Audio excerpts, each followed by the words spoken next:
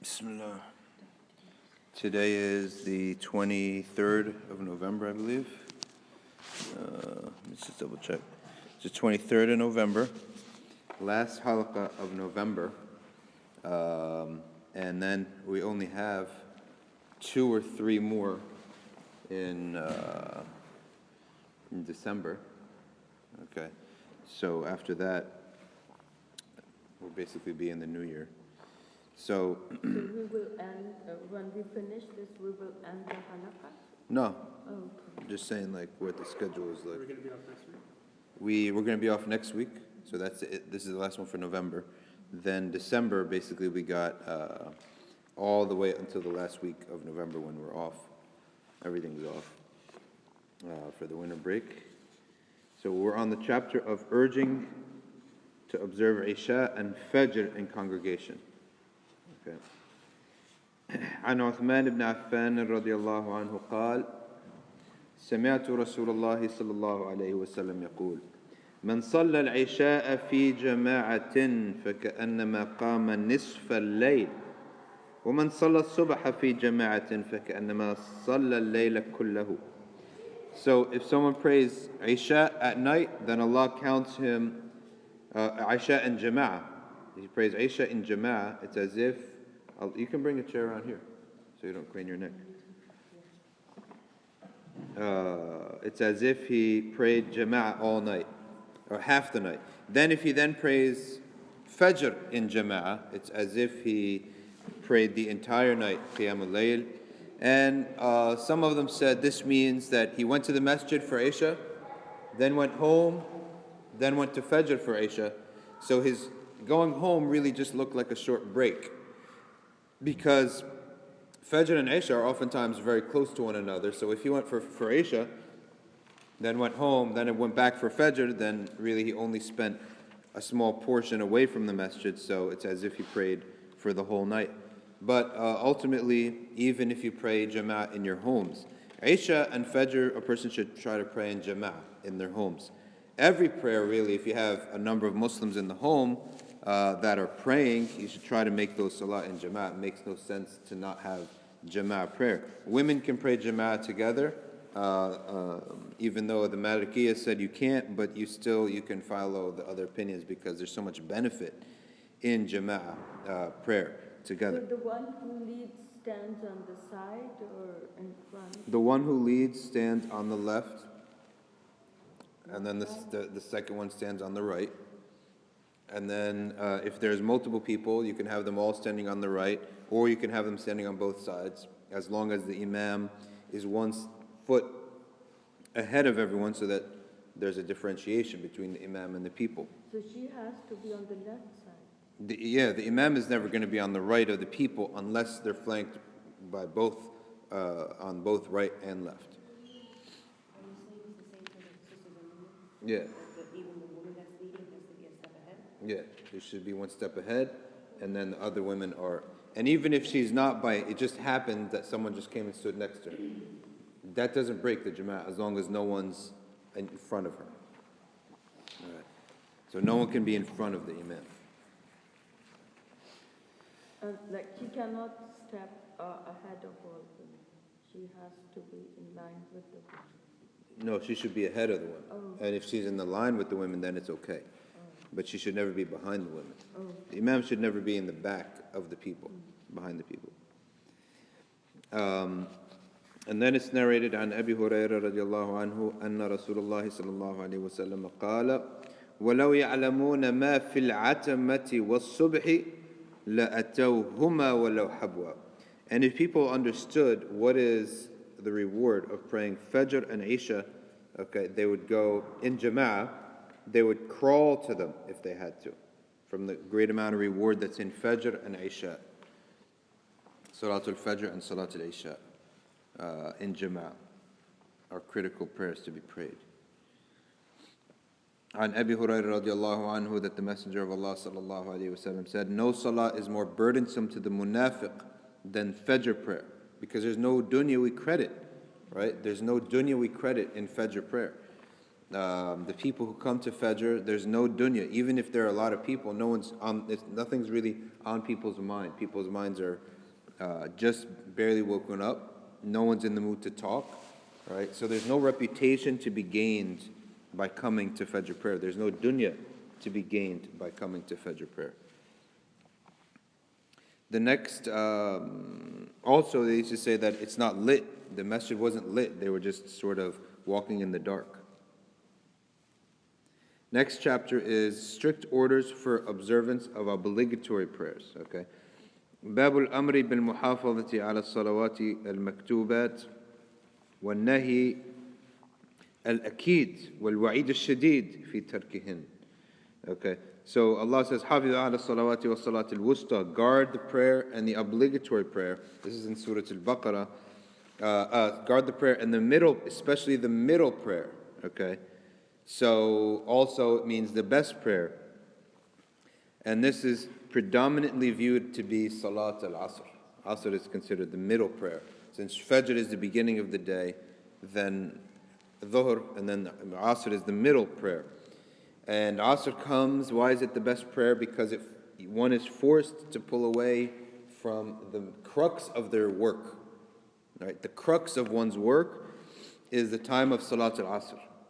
All right, so Dhuhr might come in, you're taking a natural break anyway, right? So people take their middle of the day break anyway, whether it's lunch or some countries siesta. But people take a natural break anyway for Dhuhr. But Asr prayer is really, it's right in the meat of the work, right? And to pull away from that, that's where the reward is.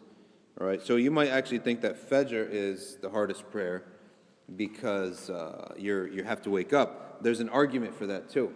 Because if we go by the lunar calendar, then what is the first prayer of every month? Is Maghrib, right? Maghrib. So therefore, what's the middle prayer? Maghrib, Isha, Fajr is the middle prayer, right? And then the 24-hour lunar cycle ends at Asr. Therefore, Fajr is the middle prayer. So Fajr could be the best of prayers. So Isha can be the middle prayer too? So then, the first prayer to be established was Dhuhr. When Jibreel came down and taught the Prophet ﷺ Salah, the first prayer that he taught him was Dhuhr, right? So if Dhuhr is the first one, then Asr is the second one, okay, then Maghrib, right, is the third one. Maghrib is the middle one, can be the middle one from that angle, okay? Then if you consider you beginning when the sun is at the height, right? Then Dhuhr is the first prayer, Asr is the second prayer, and again Maghrib, right? So if you look at it from a whole bunch of perspectives, you can basically argue for a couple different salah being the middle prayer, okay? Based on what your starting point is. And this is one of the ironic things that Quran and the Prophet ﷺ does all the time, is he'll give you something, but he won't give you the parameters. And therefore it becomes everything. It could possibly be, you can make an argument for it being everything, right? So there's wisdom in this. Sayyidah Aisha radiallahu anha used to write in her Mus'haf notes, and she wrote that she told her servant, when you write this verse, come to me before finishing it. So he came to her and he said, I'm at the verse. He said, okay, write, حافظوا على الصلوات وصلاة الوسطى وصلاة العصر وقوموا لله قانتين. So she considered it to be Salat al-Asr as well. Now the Shafi'iyya hold that it's Salat al-Fajr, right? The Shafi'is hold it's Salat al-Fajr. And if it's Salat al-Fajr, the end of the verse says قوموا لله قانتين. So what does Imam Shafi'i say? He said, therefore, make qunut in the prayer. Qunut. Qunut means a short dua before you go for sajda, either before the ruku' or after the ruku', out loud or silent. So there's some variety in what qunut is, but it must be in the last rak'ah. It cannot be in the first, second, third, or fourth, or early rak'ahs. It has to be in the last rak'ah. And it should be, okay, either after you finish your surah, and then you make qunut, or You make ruku', then you get up, then you make qunut, then you go to sajda. So again, it's before ruku' or after ruku', out loud or silent, but most definitely it must be in the last rak'ah, right? That's, everyone agrees on that. Then there's variation. Because it's dua, and the whole salah is dua, so you can make it before ruku' or after ruku'. And the most famous dua of qunut, one of the most famous ones, is that of Hassan, narrated from the Prophet ﷺ, Allahumma hadina fi man hadayt, barik lana fi ma atayt, qina wasrif anna sharra ma qadayt. And it's 10 du'as like that, that are the sunnah du'as. And you can find that dua everywhere. It's written all over the place. It's a very famous dua that has a lot of things in it. But the Prophet used to make another dua, which is actually recorded in the Awaidim book, and we're going to cover that when we get to chapter, verse 238, which I think is actually pretty soon. So that's qunut. And qunut, what was the origin of qunut? The origin of qunut was when the Prophet ﷺ sent some Sahaba, okay, to Najd to give da'wah. Now, Najd was a unique area. It was almost like sending someone to the wild, wild west, because they were isolated people. They don't interact with people, okay? It's very hard to get there because it's very arid and dry. They don't have the civility and some of the virtues that the Western Arabs had. So going there was always considered a grave danger. And the Prophet didn't want to go there, okay? But he did send some Sahaba to give them the da'wah because he's obligated. They went there, those Sahaba were killed. So the Prophet committed never to send anyone to Najd again. But one tribal chief came over to him and pleaded with him, send us some Sahaba. He wasn't a Muslim. He said, I'm not a Muslim, but I'm very inclined to your message. Send us some Sahaba, some of your men, to teach the people. Okay? To teach the people. So the Prophet, he said no a couple times. Finally, he said yes. He agreed. So we got, this time, 70 Sahaba, because a large number, so that they don't be ambushed by the Bani. So he sent them to, this is the Bani Amr tribe. So he sent them there. Okay? And what he didn't know was that this old man is actually being rivaled for the tribal chieftaincy by his nephew. So he was second in line to his brother. So the man died, his brother took the position, but his son also argued.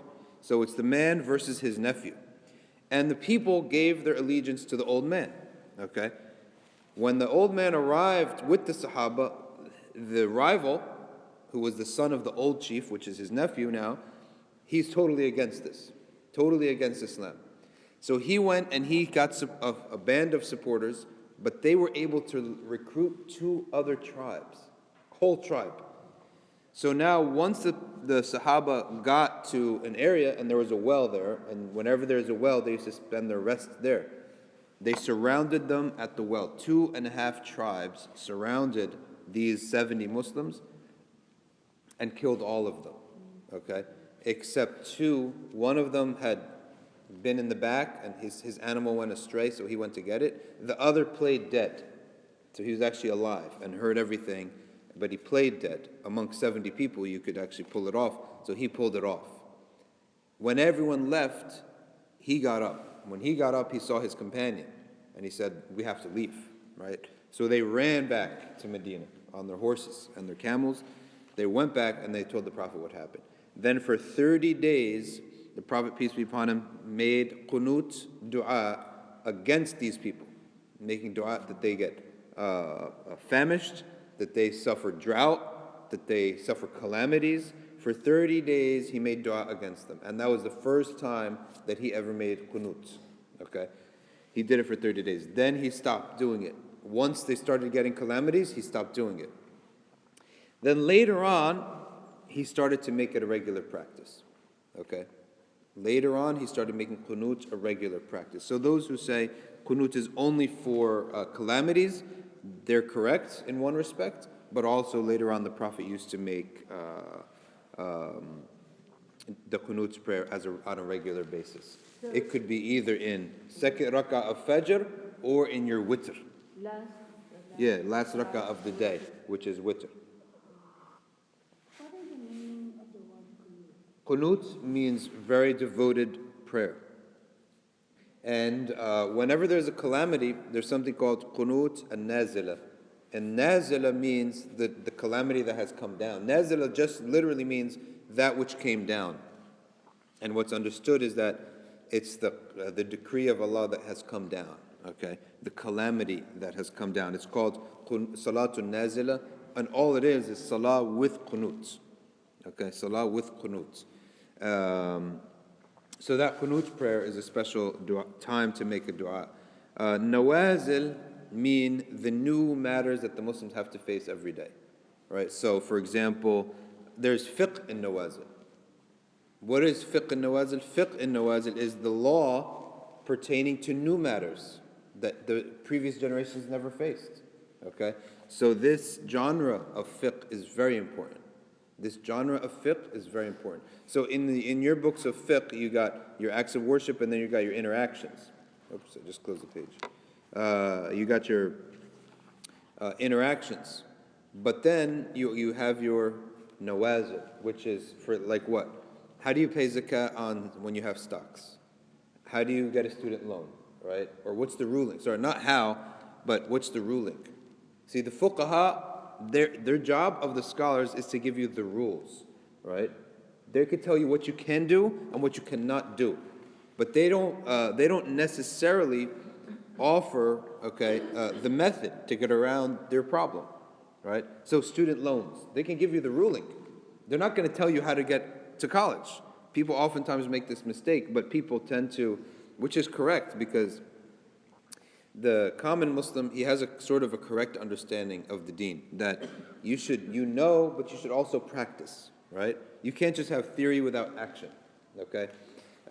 When you have theory, if you're going to give me a theory and you're going to tell me this is haram, you also need to tell me, what do I do? You can't just say it's haram.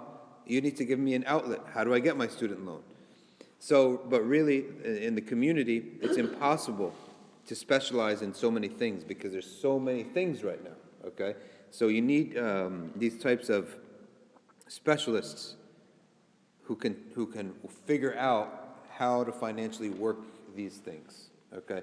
And the fuqaha, as they're busy studying the deen, they probably won't have time understanding the world of economics enough to innovate a method to people to get student loans. So we also have to have an idea that there's a ruling on one hand, but then there are these social engineers, or not, maybe it's not social engineering, like fiscal engineering, and these types of things. That's a separate issue. It's almost like a referee. The faqih, he's like a referee. He could tell you this play is legal or illegal, but he's not going to tell you how to win your game, okay? That's not his job. You need someone else your own coach, to tell you how to do that. So it's important that the ummah realizes that there are so many needs, and especially in the financial area, there's a big need. Because today, if you want to go into the financial world and you don't want to use riba, pretty much you've excluded yourself from maybe 60% of the types of financial contracts that you could enter into, right? And so some people ask, well, how are we supposed to keep up? We say, well, maybe you have to always look from a spiritual perspective too. You can't just look at a legal perspective. Maybe you're not supposed to be keeping up with this herd, because maybe this is a herd headed for a cliff, right? So let them be a little ahead of you so that when they fall down the cliff, right, you can stop, right? From the spiritual angle, you have to look at it. If you only look at it from one angle, you're going to fail. How are we supposed to keep up with the kuffar? Well, you're not supposed to keep up with them. You're supposed to be original, right? You're supposed to be living and acting on your own principles. When the 2008 demise happened, Indonesia came out on top. How? They weren't nearly as harmed, let's say, as the United States and Europe. All right? When the housing market crashed, and it's all a domino effect, Indonesia was actually safer. Their institutions didn't crash the way other institutions crashed. So we're not supposed to be copycats. We're supposed to be original.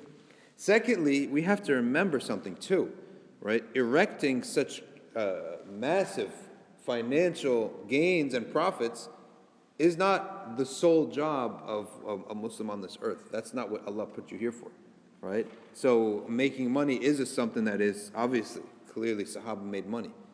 But in this ridiculous degree, really this money it's a house of cards, right? This stuff doesn't even exist.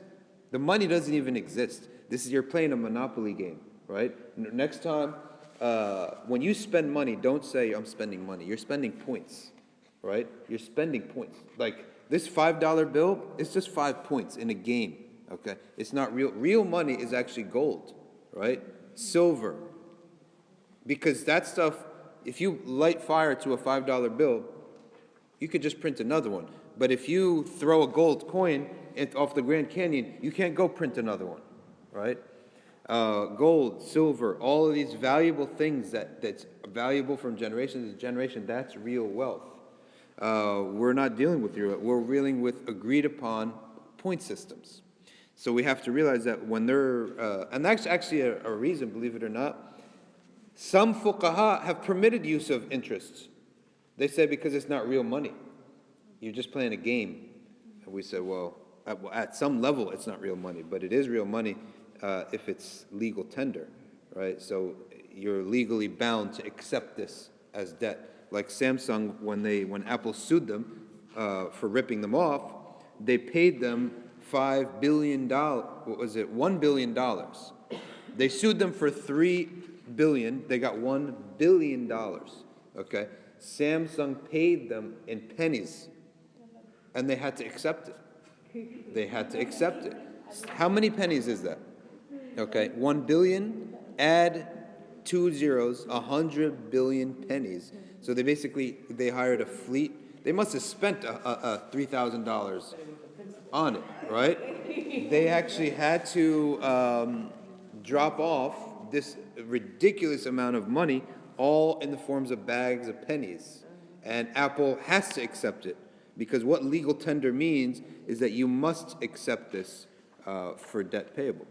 So we have to always think of two angles. How can I keep up is one question, but am I supposed to, right? Is this the herd that you need to follow? It's an electronic herd of trades that are going around the world, and we don't know where this is headed. So a person has to stick to their principles and know that what Allah is saying is better, is more intelligent and wiser than what we imagine.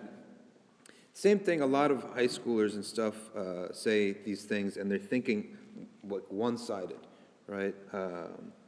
One person recently said, can we go to the prom? The sheikh told them, you're not allowed to. They said, how are we supposed to keep up to the school and give dawah, right? Okay? So, see how twisted it is, okay? I think if someone gets drunk, you could probably get a couple shahadas out of it. But unfortunately, it's not going to count. So this dua, qunut, can we make it like during the day, like we make du'as all the time? Dua al-qunut can be made, the dua itself, you could say it at any time. Okay. Yeah, but I lost my page, by the way, if anyone has a page. Page 841. 841. Walaikum salam wa rahmatullah. If it's going to be said in the prayer, it has to be the last dua. I'm asking about other than like we make du'as all the time while working. Yeah, anyone can make that dua anytime. Anytime. Oh, Yep. okay. Can't really find them. I think we'll have a different. What's the hadith number? Chapter 194. Chapter 194. Oh, okay. Excellence of standing in the row. That was the one after pleasure. Okay. All right. So, yeah. Okay. 193. Okay. 193. Yeah, I got it. Okay. So that's the qunut. Importance of qunut.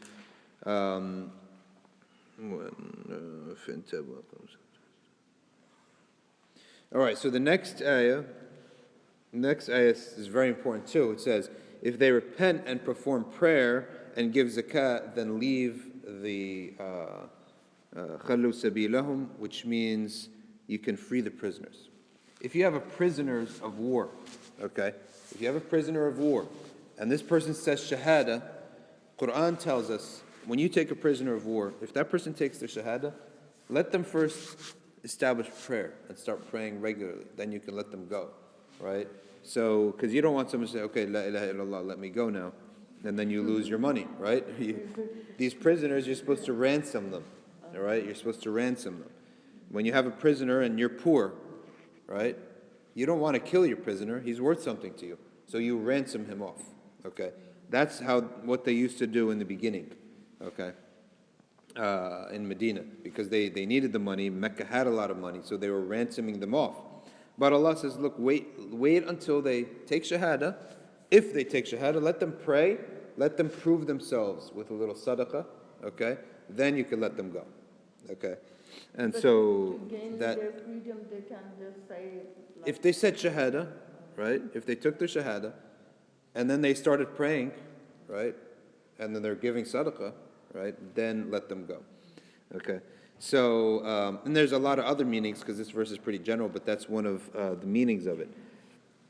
Okay. So, salah itself is considered iman. Imam Ahmad ibn Hanbal was asked by a man, I never used to pray. Should I make up all my prayers? His fatwa was no, because when you didn't pray, you're not even a Muslim, right? He said, no, I believe in prayer. I was just lazy. He says, still not a Muslim, right? That's Imam Ahmad bin Hanbal. That's how far he took it. So one time my friend, he said, I only started praying at age 20, right? I said, what happened from age puberty to 20? That's like maybe 5 or 6 years, right? He said, no, there's a fatwa that says you just have to make tawbah for that period. You don't have to make up the prayer. I said, yeah, because you have to finish the rest of the logic that you weren't even a Muslim, right? So he said, no, come on. And I said, I showed him, right? I showed him. Imam Ahmad says, you're not even a Muslim. That's why you didn't need to make anything up. We didn't even consider you to be a Muslim. So then every time he would tell me the story of his youth, I'd say, back before you were a Muslim, right?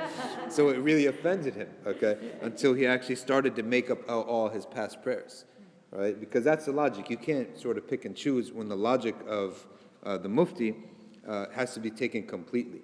So many things you could take it partially and you're going to fail in Islam. And for example, when you look at Allah's mercy in the Quran, it's never mercy floating around, right? It's always connected to something, right? So for example, the famous verse, my mercy is over all things, right? Right? Yeah, His mercy is over all things, right? It doesn't mean you're going to get it, right? Well, also there's money all around us. Doesn't mean you're going to get it, okay? His mercy encompasses all things. What's the rest of the verse? I will decree it for those who may have taqwa, okay? I will decree it. That means His mercy is around. It's everywhere. But you might not get it unless you have taqwa. Right? You won't get it. Habib Omar teaches, he says, there's mercies and lights. Allah is sending light and mercy all around. He sends it to the earth. He sends it down to the earth and it's hovering all over the earth. Okay? But the true heart, once you polish your heart, it becomes a magnet to that light. And that light catches that heart. Right? It goes onto that heart. Just like there are radio frequency waves all around us. Only when you tune your antenna to a certain frequency can you hear the radio wave. But that radio wave is all around, okay? But only when you tune in can you receive it. Same thing. He says Allah's nur and the rahmah, okay? And these things are coming down to the earth and shrouding the earth. Only when you tune your heart to the right frequency wave, you can get more. And then once you tune into that, okay, human beings have learned to catch radio waves and also TV, also operated by antenna. But after you keep doing something for years and years and years, someone in the electronics business got tired of the antenna TV and he made a better TV. And then you go flash forward to the 80s, you don't need antennas anymore, right? How are you getting your signal? You're getting a signal through cable, right, or whatever. it's built in. It's in there. It's built in. You don't need the antenna, okay? Then another person got tired of that, and then he started to make HD, right? And now the TV is such a almost better experience than live. TV is almost more crisp than live watching the human beings doing what they're doing, right? So many people today, Sunday, they rather watch Sunday football on their HD TV than live. There's more color, there's more angles, right? So it's so good now. But that's what happens, same thing with the human heart. Once you tune in and you're making the right dua with the right state of heart, you start getting better at that, and better and better and better and better and more crisp, okay? And then you walk around and you think, how could people not see what I'm seeing? The truth is so clear and apparent, right? And you wonder. So this is how Allah's mercy is everywhere, but there's always a clause. It's never by itself. Now there's another thing. There's something called qadar and there's qada. There's qada and qadar, right? There's qada and there's qadar, okay? There's a couple different ways to understand qada and qadar, all right? One way is that the qadar of Allah is His ability to do what He wants, and His qada is Him actually doing what He wants, okay? That's one way. The other way of looking at is that qadar is what's written for you, okay? But the Prophet, peace be upon him, made something very clear. He says, لا يزال دعاء المؤمن وقدره يلتلجان في السماء. It will constantly be that the dua of a mu'min wrestles with the divine decree in the heavens, okay? Wrestling with the divine decree in the heavens. Okay, what falls is qada. What is willed in the beginning is qadar. So the qadar of Allah could be 100 calamities over a year. Okay, but you made dua, you broke those calamities up, and so they become 1,000 very small nuisances over the year. Okay, or worse,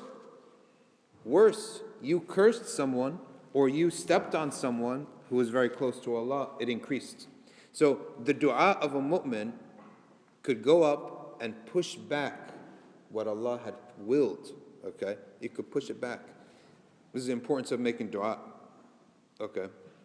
Or it could break it. If it's a huge boulder coming on you, your dua could go up there, constantly hitting it, you break it up into little things. And this is why if someone has a small thing happen to him, you should be very thankful, right?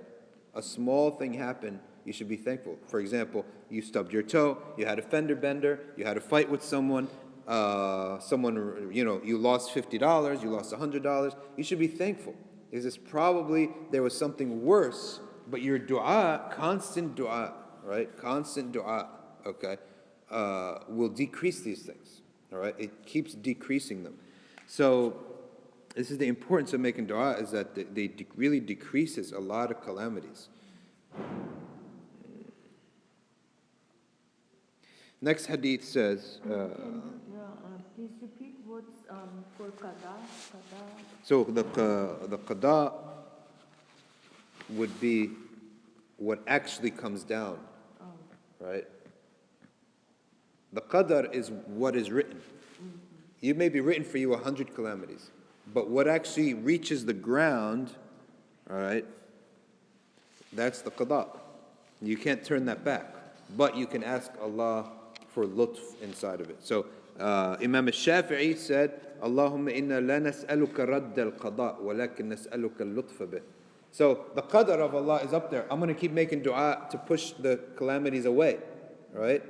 However, what comes down, what I can't avoid coming down, okay, that's the qada. You can say, oh Allah, we can't turn that down.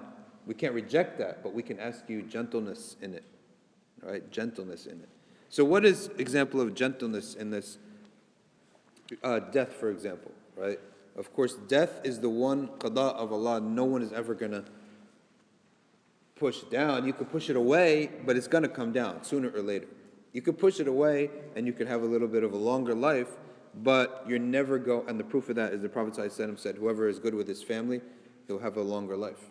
Okay? Some people said, no, you can't have a longer life, it'll just feel longer. Okay? I say no, because when you have a bad family, it feels much longer, right? Okay? All right?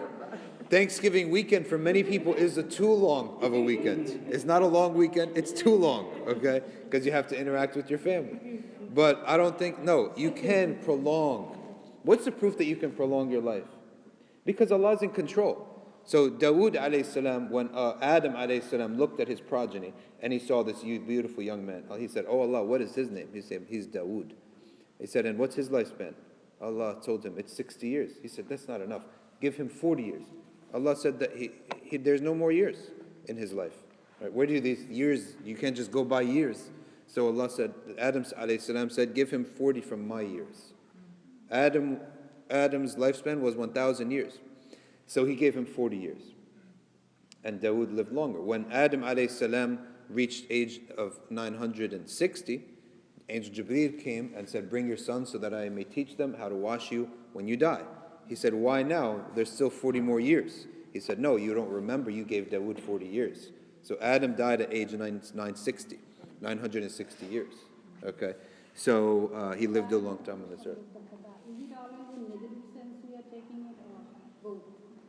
We tend to, the qada tends to be termed in the negative. Yeah. I mean, of course, it is everything.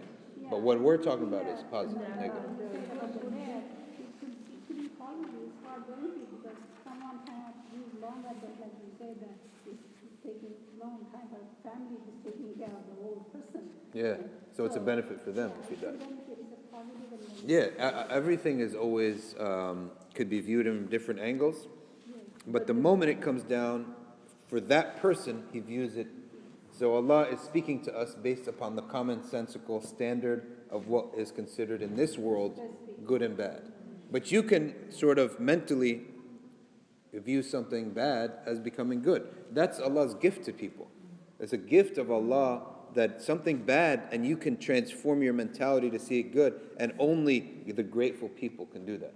If you're grateful, you have patience, and you've eroded your own willpower and your own judgment, right? We judge sometimes so many things, so we make a judgment that this is bad and it can never be good.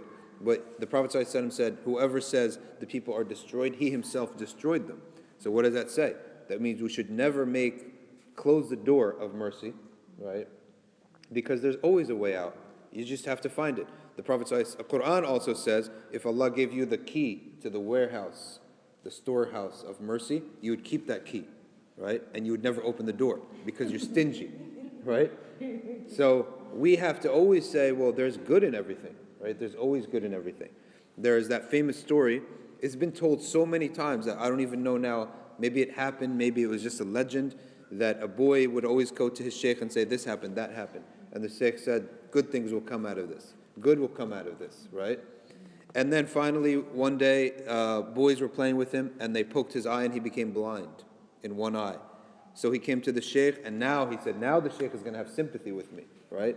And he's going to yell at those boys. He came and he said, the boys may be blind. They threw a rock, and I got blind. He said, good will come out of this. So the boy stopped going to the sheikh. He said, the sheikh is just repeating the same word no matter what you bring him.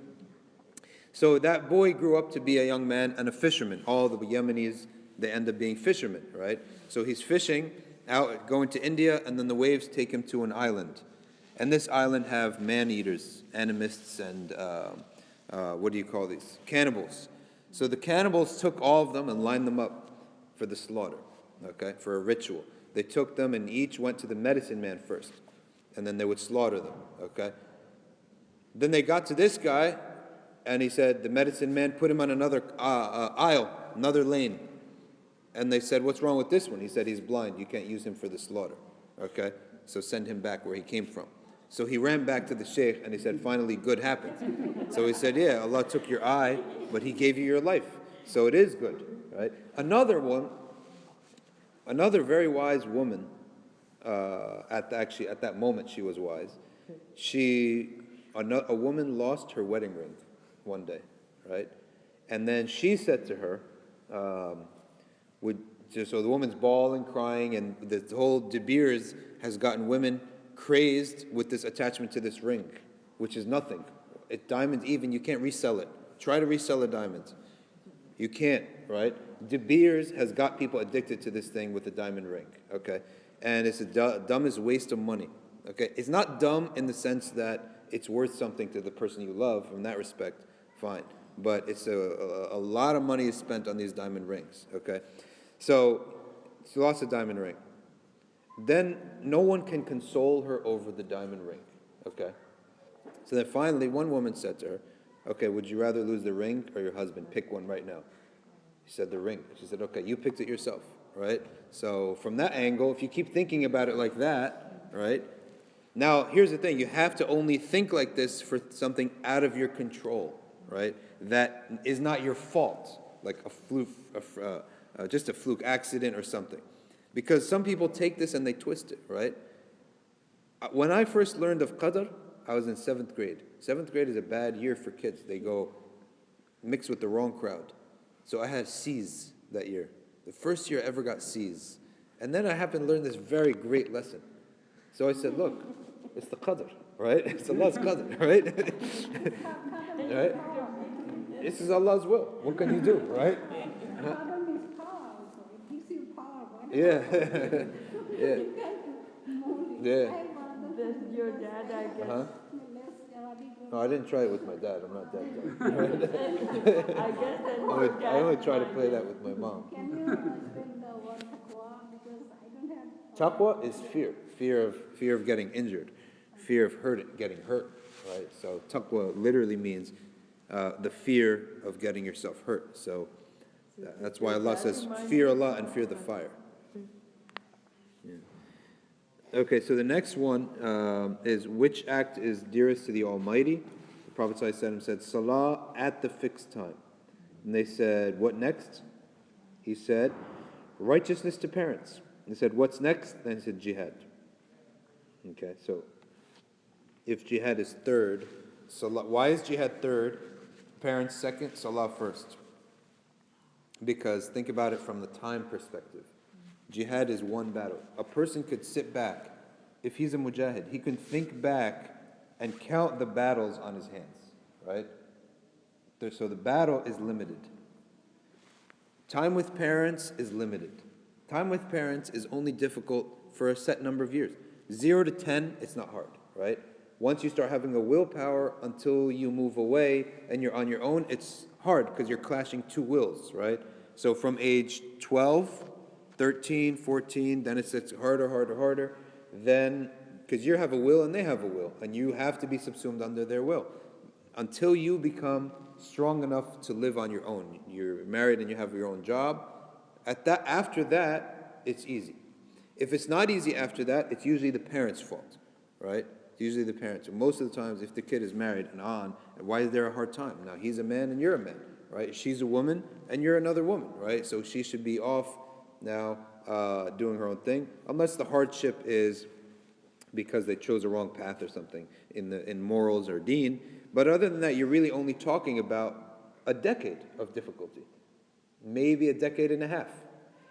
But Salah is your whole life, right? So you're 60 years old, still got to get up for Fajr, right? So from a time perspective, how much of this struggle are you going through? So Salah is much less. Getting up for Fajr is easy in comparison to having to deal with your parents. Dealing with your parents is easy in comparison to going to battle, right? What would you rather do? Spend a weekend with your mom or a weekend in Afghanistan, right?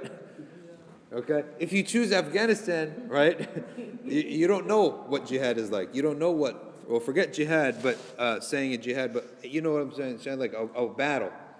You don't know what a battle's like. You can lose an arm, right? You can lose an eye. You don't know what it's like, right? So it's really hard, but it's short, right? And then parents, and then Salah is forever. You're going to be making Salah until you die, right? You have to make Salah until you die or go into a coma. Even if you are on your back in your hospital bed, right? You make tayammum and you pray by looking, right? You pray with your eyes by looking. Okay, prays with his eyeballs. So Salah never goes away. Whoever is consistent with Salah, that's one of the true signs of faith, someone who's praying throughout their entire life. Or never even laxing in their prayer. Such a person could be Allah accepts all their tawbahs. And the one who struggles with it, the person who struggles with it, What do you think? What do you think of someone who struggles with the prayer? Based on your knowledge, you should know. Someone who struggles with the prayer, sometimes you have more reward. Because the Prophet ﷺ said, the one who recites Quran and is weak in it, right? He has double the reward of someone who struggles, who recites without it. The one who recites perfect Quran, he gets the reward and Allah raises him up so the angels can hear. The one who struggles with salah, right? With tajweed, he says he has double reward. One for reciting, the other for the struggle. So someone who struggles with the prayer. And why is it, some people think, how could someone struggle for the prayer? Of course, because your family will abuse you. Your family will stop you. Your family doesn't pray, but you pray. And you can't control your family, right? So yeah, there could be, it's a valid thing to think about. Someone could, for their entire life, struggle with the prayer. Because you have family that's against it. And especially in this society, all the Muslim families, there are people who just aren't interested in prayer. So yes, the one who struggles with it has even a greater reward than one who just goes with it. A lot of these kids that are just born in Muslim families, they don't know what they had. They need to be just exposed a little bit to the evil so they could see the ni'mah that they have, okay? And how can goodness and appreciation develop, right? How could goodness develop if a person is not allowed to roam a little bit, right? And then at that moment they have to make the decision themselves, right? How could they develop that goodness, right? This is why I always wonder, why does Allah unleash evil on the earth? It's because how can you develop goodness if Allah doesn't trust you, right? I'm trusting you. You're going to go in there, you're going to go to this city, and you're going to see all this. I'm trusting you to do the good, right? How does a person develop goodness if Allah never trusts us? That's why Allah has allowed all the evil people to do what they want and all the good people to do what they want. If you never trust them, then you've taken that person and put them in a cast, a brace. When you remove that brace, that person has no muscles. They don't know how to walk. Therefore, trust is so important. Okay? Many people think, I need to protect them. By actually putting them in a brace, you're actually not protecting them. But you got to find that middle ground, right? Some people, their middle ground is a little bit more than the others, right? So some people are ignorant. They'll throw their kids. And this is a kid. That's wrong. That's abuse, right? But once they reach a certain age, if you can't trust them, then what iman do they have, right? So Allahu Akbar, Allahu Akbar, Allahu Akbar, Allahu Akbar. Ashhadu an la ilaha illallah. Ashhadu an la ilaha illallah. Ashhadu anna Muhammadan Rasulullah. أشهد أن محمدا رسول الله حي على الصلاة حي على الصلاة حي على الفلاح حي على الفلاح الله أكبر لا إله إلا الله اللهم رب العالمين تم الصلاة والقيامة سيدنا محمد الوسيل والفضيلة والدرجة العالية الرفيعة وبعث الله من المقام محمود الذي وعدته إنك لا تخلف الميعاد. All right, we close with an analogy of education. When you educate someone, you cannot pass them from one grade to the next without giving them a test. But you can't give them the test before you've educated them. All right, so you have to educate them, give them quizzes, homework, quizzes, tests, and then the final test. Okay? Same thing with the morals of youth, right? You educate them, you give them homework assignments, right? Go do these prayers, do these dhikrs. Then you give them quizzes. small little times where you trust them. Then you give them tests, okay? You give them tests, and they got to give a final test. Because if you witness them take the final exam, right, and pass it, then you don't have to worry after that, right? Then you could really say that this person, mashallah, they believe, and even if they do wrong, they come back, right? So it's the same thing, just like education, but it's moral education, and it's iman education, belief. So any comments or questions before we wrap up for Salah? Yep.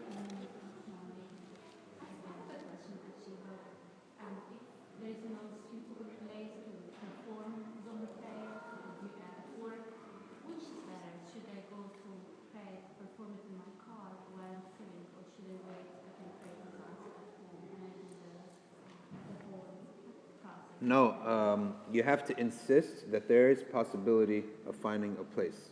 The only time that I've seen someone who can't pray dhuhr is a bus driver. In that case, he can combine because he's traveling, right?